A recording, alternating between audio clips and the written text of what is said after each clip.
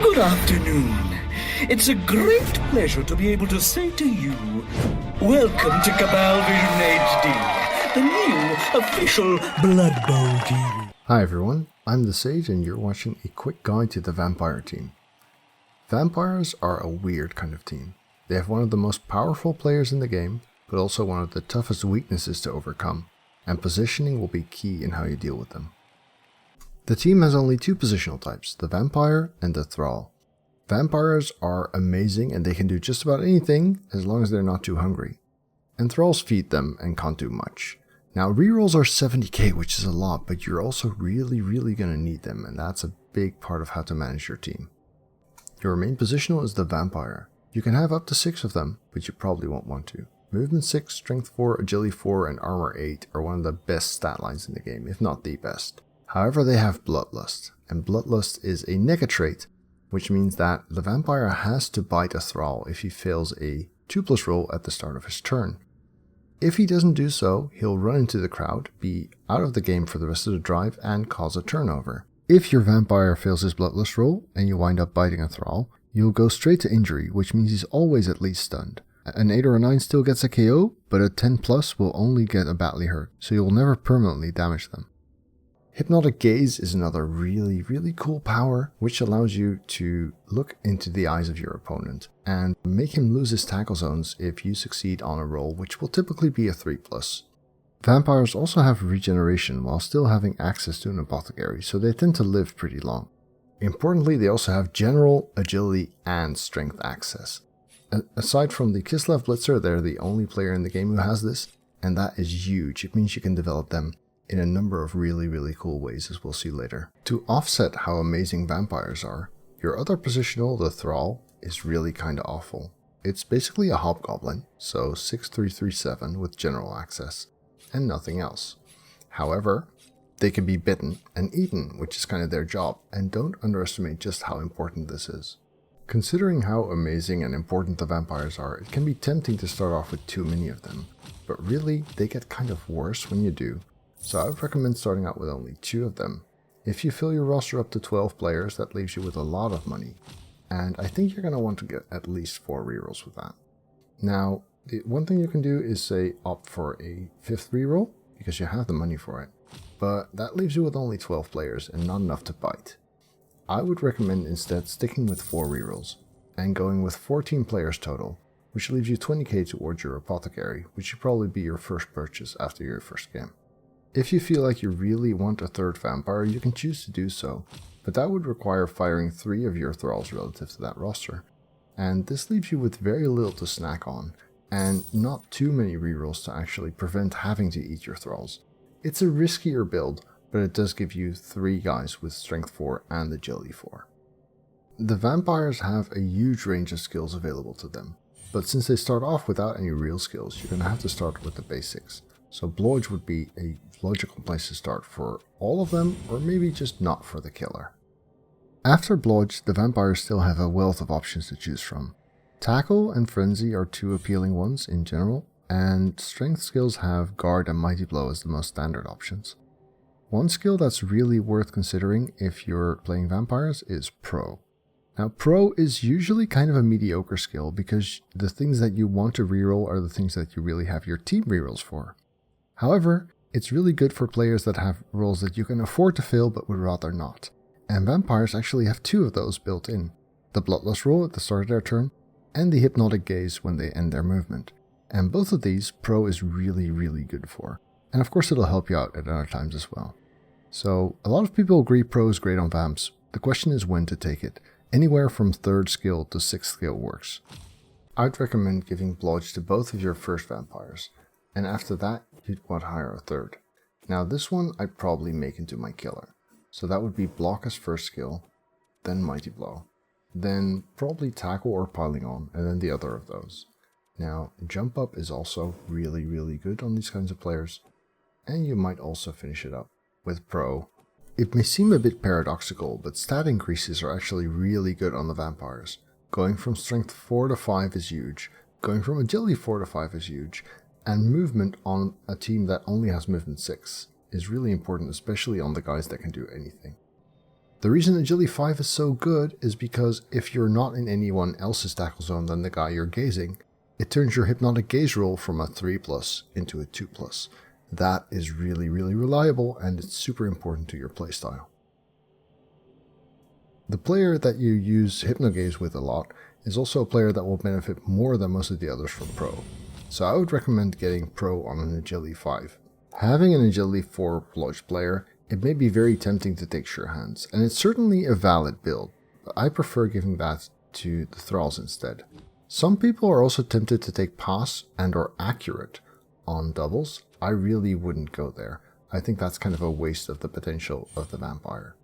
If you must make a carrier, then Blodge, Sure Hands, and maybe even Strong Arm is already good enough.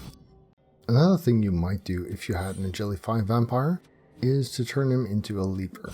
Now, this could synergize either with Sure Hands for retrieval, or if you're really interested in some funky surfs, you could take Leap and Frenzy and Sidestep, and that makes for a really, really formidable surfing player.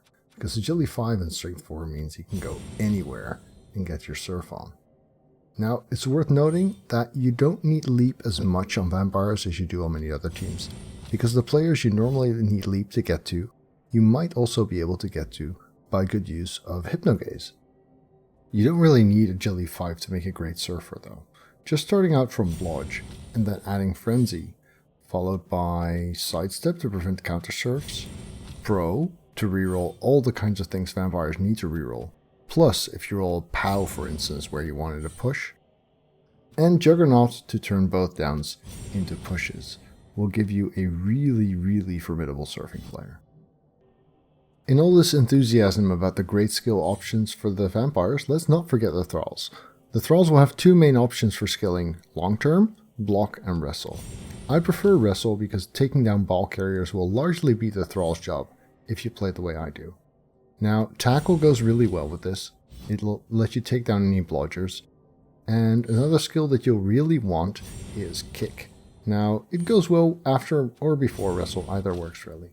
Because controlling where the ball is really important with your limited movement, combined with your focus on taking the ball from the opponent. Another thing you'll probably want to pick up pretty soon is strip ball. You'll also want to make a dedicated ball carrier. Block and Sure Hands are the two main skills to get on this guy, and if you're lucky enough to get a plus agility Thrall, this will definitely be his job. On doubles, you'll want dodge on this guy for sure. On any Thrall other than your ball carrier, your doubles pick is probably going to be leader, because Vampires really need their team rerolls, and they cost 70k normally, which means you save 40k by getting leader on a Thrall. Another option that's great for Thralls is Dirty Player. Since they only cost 40k naturally and have general access, this means you have a 60k Fowler, which is a great asset for your team. For later doubles, you might want to pick Guard, but note that Vampire teams don't need Guard as much as many other teams do because you have both high mobility and high strength. Dodge could also be an option if you prefer to play that way. Neither is really crucial for your team though. Let's have a look at the star players on the Vampire team. We have Morg, the overpriced ogre. We have Count Luthor von Drakenborg, a vampire with plus strength and plus armor, block and sidestep. And of course, being a vampire, he also has hypnogaze and regeneration. Next up, we have Earlice.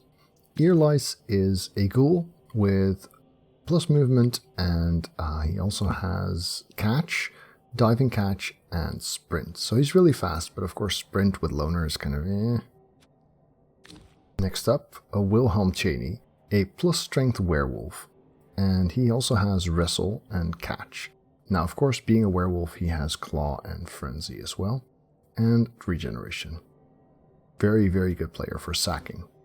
Helmut Wolf is the star player chainsaw, who has the chainsaw skill, which lets you saw into someone's head or other parts. Of course he has secret weapon, and this guy also has stand firm.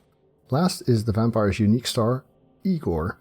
Now Crazy Igor has Dauntless and Thick Skull and regeneration, but you're allowed to bite him as if he were a Thrall. Playing vampires is very different from playing most other teams.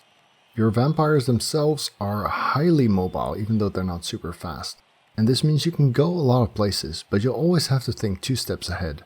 because you need to be able to say, okay, if I plan to go there, but it turns out that I have to bite a Thrall, can I still do my thing and bite a Thrall on the same turn? So that means you need to position carefully and make sure that there's always Thralls available to bite if you fail your bloodlust roll. Importantly, you can choose to bite a Thrall that's already prone or even stunned, and that's probably a really good idea because then that way you won't knock one down when you make your injury roll. Of course, the Thralls themselves are not as mobile as the vampires with their agility 3 and lack of dodge, and that means that positioning them in such a way that your vampires can get to where they need to go might be a big challenge, and that's a big part of where the really good vampire coaches shine. The main strength of the vampire team lies in its ability to disrupt cages. In that sense, they play kinda similarly to Kislev. However, instead of jumping everywhere, vampires have the ability to remove cage corners by using hypnotic gaze. And you'll want to position your vampires in such a way that ideally they're only in the tackle zone of the person they're trying to gaze, because that way the gaze becomes a 3+ if you have agility 4, or a 2+ if you have agility 5. So try and look for the spots where you can use it effectively. It's worth pointing out that using hypnotic gaze not only removes someone's tackle zones, but it also makes them unable to catch the ball until they've had their turn. Now that could be really crucial to counter someone's offensive strategies. A decision you're going to have to make quite often is whether to spend rerolls to prevent bloodlust, or to actually eat Thralls. And that's a tricky trade-off because you'll need to manage both of these resources pretty carefully in order to have plenty of them left. Some people play vampires very riskily, and they won't plan far enough ahead. If you're lucky and you keep making those 2+ rolls, they can be just about unstoppable. But those kinds of teams will also fail a lot and struggle because they're not prepared for when their bloodlust does fail. Of course, explaining gameplay is a lot harder than actually showing it, so I recommend having a look at these videos to have a better idea of how to play vampires. Thank you all very much for watching, good luck in building your vampire team, and I hope to see you around. If you enjoyed this, remember to hit the thumbs up, and of course if you'd like to see more of my Blood Bowl 2 content, do subscribe to the channel, and I'll see you next time.